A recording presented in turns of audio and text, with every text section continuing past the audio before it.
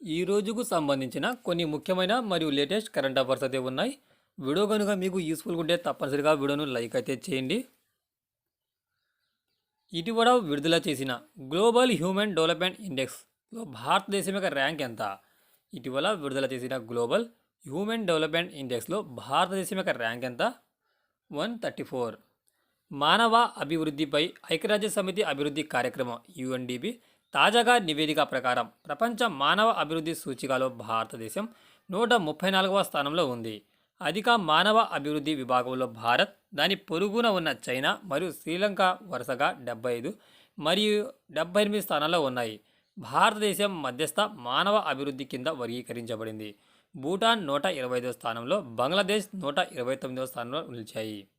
ఇటీవల విడుదల చేసిన గ్లోబల్ హ్యూమన్ డెవలప్మెంట్ ఇండెక్స్లో భారతదేశం యొక్క ర్యాంక్ ఎంత? 134.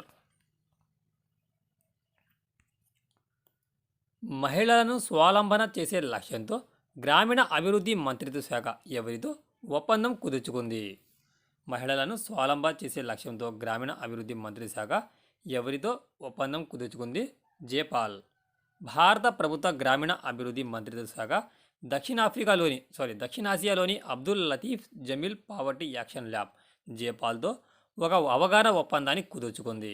జేపాల్ గ్రామీణ పేద మహిళలకు స్వావలంబన మార్గంలో తీసుకురావడానికి సమ్మిళిత అభివృద్ధిపై ఒక నాలెడ్జ్ పార్ట్నర్గా వ్యవహరిస్తుంది.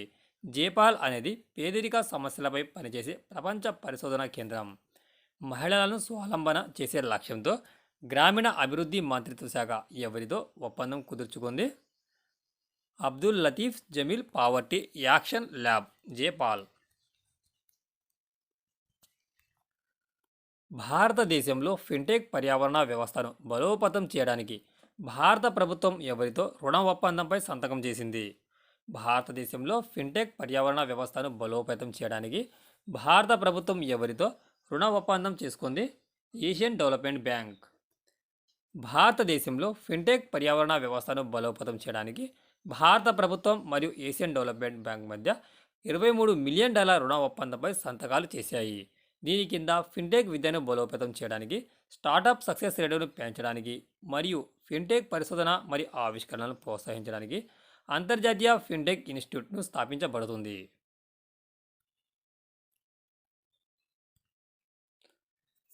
నార్థన్ కోల్ఫీల్డ్ లిమిటెడ్ కొత్త చైర్మన్ మరియు మేనేజింగ్ డైరెక్టర్గా ఎవరు నియమితులయ్యారు?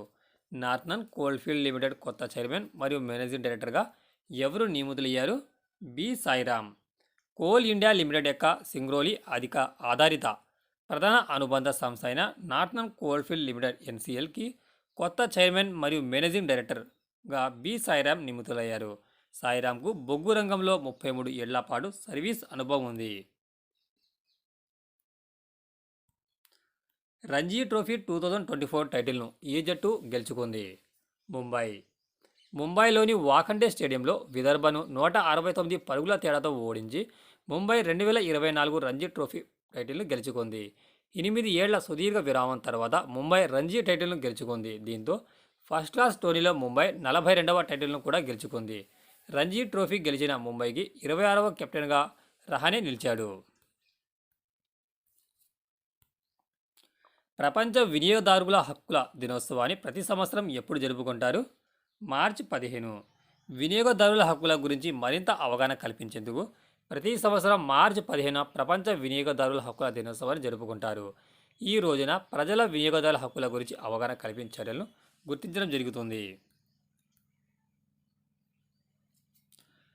ప్రస్తుతం భారతదేశంలోని ఎన్ని రాష్ట్రాలలో ఇథనాల్ 100 ఇంధనాన్ని పొందుతున్నాయి? ప్రస్తుతం భారతదేశంలోని ఎన్ని రాష్ట్రాలు ఇథనాల్ 100 ఇంధనాన్ని పొందుతున్నాయి? 5 రాష్ట్రాలు. ఇథనాల్ 100 ఇంధనం ప్రస్తుతం 5 రాష్ట్రాల్లో అందుబాటులో ఉంది. అవి మహారాష్ట్ర, కర్ణాటక, ఉత్తరప్రదేశ్, న్యూఢిల్లీ మరియు తమిళనాడు. ఈ లభ్యత ఆటోమేటివ్ ఇంధనాలలో క్లీనర్ ఉద్గారాలను మరియు స్థిరత్వాన్ని ప్రోత్సహించే దిశగా ఒక వ్యూహాత్మక చర్యను ప్రతిబింబిస్తుంది. ఇథనాల్ 100 పరిధిని విస్తరించడం ద్వారా ఈ రాష్ట్రాలలో గ్రీన్హౌస్ వాయు ఉద్గారాలను మరియు కాలుష్య కారకాలను తగ్గించడానికి దోహదం చేస్తాయి. వాతావరణ మార్పులను ఎదుర్కోవడానికి మరియు గాలి నాణ్యతను మెరుగుపరచడానికి ప్రపంచ ప్రయత్నాలకు అనుగుణంగా ఇవి ఉంటాయి. భారతదేశంలోని ఎన్ని రాష్ట్రాలు ఇథనాల్ 100 ఇంధనాన్ని పొందుతున్నాయి? 5 రాష్ట్రాలు. అవి మహారాష్ట్ర, కర్ణాటక, ఉత్తరప్రదేశ్, న్యూఢిల్లీ మరియు తమిళనాడు. భారత నౌకాదళం యొక్క ప్రధాన కార్యాలయం కోసం కొత్తగా నిర్మించిన నౌసేన భవన్ ఎక్కడ ఉంది? భారత నౌకాదళం యొక్క ప్రధాన కార్యాలయం కోసం కొత్తగా నిర్మించిన నౌసేనా భవన్ ఎక్కడ ఉంది? న్యూఢిల్లీ. నౌసేనా భవన్ అని పిలువబడే ఇండియన్ నేవీ కోసం కొత్తగా నిర్మించిన ప్రధాన కార్యాలయ భవనం ఢిల్లీ కంటోన్మెంట్లో ఉంది. నౌకాదళం యొక్క కార్యకలాపాలను కేంద్రీకరించడానికి మరియు సమన్వయాన్ని మెరుగుపరచడానికి ఈ ప్రదేశం వ్యూహాత్మకంగా ఎంపిక చేయబడింది. ఇది ఢిల్లీలో నౌకాదళం యొక్క మొదటి స్వతంత్ర ప్రధాన కార్యాలయంగా ఒక ముఖ్యమైన దశను సూచిస్తుంది.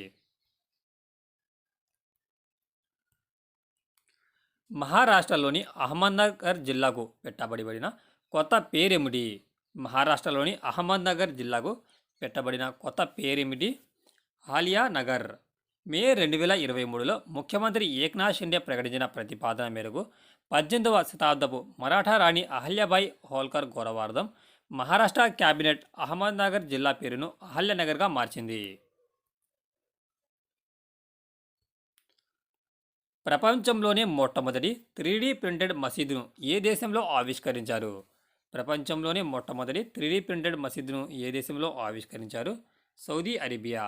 సౌదీ అరేబియా ప్రపంచంలోని మొట్టమొదటి 3D ప్రింటెడ్ మసీదును జెడ్డాలో ఆవిష్కరించింది.